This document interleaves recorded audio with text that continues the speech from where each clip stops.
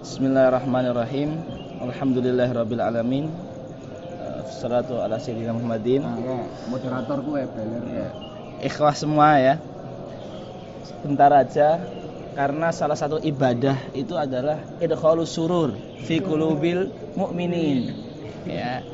Nah, sururnya pagi itu kan beda dengan sururnya siang kan. Saya. Kenapa kita ini membahas ilmu yang manfaat? Ya.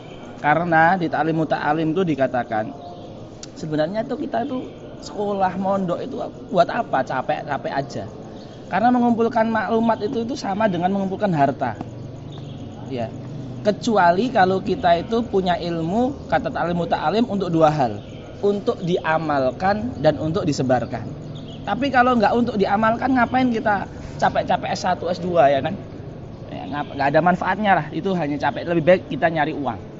Ya. Tapi kalau kita untuk mengamalkannya dan menyebarkannya, memberikan manfaat ke orang, lah itulah ilmu yang bermanfaat. Di sini Imam Ghazali ingin memberikan rambu-rambu ilmu yang manfaat. Ada 7 rambu-rambu. Beliau mengatakan dalam kitab Bidayatul Hidayah, beliau yang pertama mengatakan wal ilmu nafi'u huwa ma yazidu fi khaufika minallahi ta'ala. Ini yang pertama, menambah ketakutan kita kepada Allah. Yang kedua, wa yazidu fi basiratika bi uyubi nafsika. Yang kedua, ilmu yang bermanfaat itu adalah menambah ketajaman batin kita dalam melihat kekurangan diri kita. Dalam melihat kekurangan diri kita ya. Jadi diri kita dulu, baru orang lain. Yang ketiga, wa yazidu fi ma'rifatika bi ibadati rabbika. Menambah pengetahuan kita dalam meningkatkan kualitas ibadah kita. Apakah ibadah kita ini makamnya baru Islam atau sudah iman atau sudah ihsan? Nah, ini ilmu yang bermanfaat ke situ. Yang keempat, yuqallilu min ragbatika fid dunya. Ilmu bermanfaat itu selalu meminimalisir kecintaan kita terhadap dunia. Kita mencari dunia, enggak apa-apa, tetapi hati kita tidak tersandra atau kasmaran dengan dunia.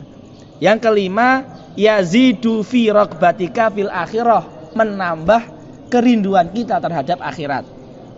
Yang keenam, yaftahu basiratika bi afati a'malika hatta tahtariza minha. Yang keenam, ilmu bermanfaat itu memberitahukan kita akan penghalang-penghalang diterimanya amal kita, seperti penghalang dari diri kita, riya, penghalang eksternal, teman yang tidak baik, setan yang mengganggu, iblis yang menggoda, hawa nafsu yang menghadang.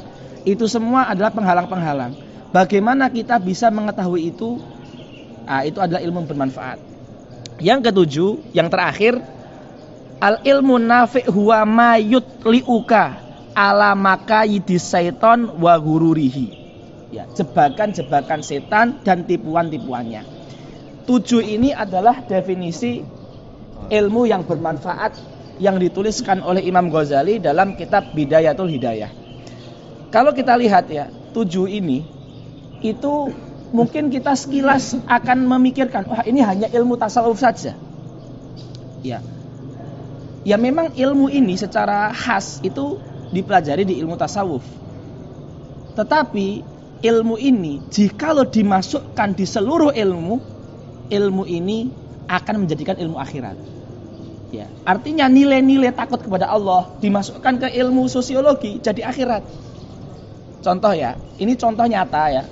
Kita tutup dengan contoh ini. Ini alhamdulillah baru 4 menit tuh. Belum mantap kan? Alhamdulillah. Kalau menurut saya ini enggak dosa, justru pahala. Ya, dari itu ya. Jadi saya tutup dengan satu contoh. Contoh ini disampaikan oleh kemarin dokter yang isi di Unida itu, Dr. Muhammad Imam Dawud. Bayangkan ya, beliau itu bukan sembarang syekh. Ya. Beliau itu udah ngarang hampir 40 buku, bukan hanya di bahasa Arab, nahwu shorof enggak, falsafatul lughah, sampai asrarus saut, rahasia suara-suara, itu beliau tulis itu. Satu ya, beliau ketika ngisi seminar di Madrid, Spanyol, ya, ngisi seminar di Madrid, perkumpulan sekian puluh ahli bahasa, tidak hanya bahasa Arab, bahasa semantik yang lain, bahasa Yahudi, bahasa Nasrani, bahasa Ibrani maksudnya bahasa Syriani dan bahasa-bahasa lain. Beliau menyampaikan dalam bahasa, bahkan kalau kita pelajar sorof ini mungkin nggak asing ya, ada namanya teori tawalil amsal. Tawalil amsal itu tidak mungkin dalam satu kata atau dalam dua kata yang berdekatan itu berulang 3 huruf yang sama. Itu tidak mungkin. Tidak mungkin akan ada kata yang bisa terucap kalau huruf yang sama itu berjajaran. Dan teori tawalil amsal di sorof bahasa Arab itu ada juga di bahasa yang lain. Bahkan beliau mengatakan di depan para hadirin dalam seminar itu, tidak mungkin ada satu bahasa yang bisa meletakkan huruf yang sama menjadi rangkaian kalimat atau jumlah mufidah yang bermakna dan ringan diucapkan. Bahkan di bahasa Arab pun itu tidak ada, kecuali di bahasa Arab dan di Quran. Dan itu di surat Hud yang berbunyi wa umamim mimam ma'aka.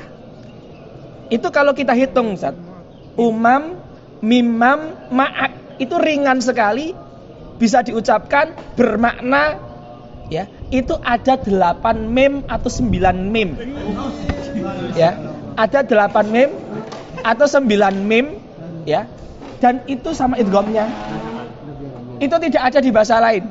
Padahal itu bukan, kalau kita lihat ilmu apa itu, ilmu lughah itu apa hubungannya sama tasawuf.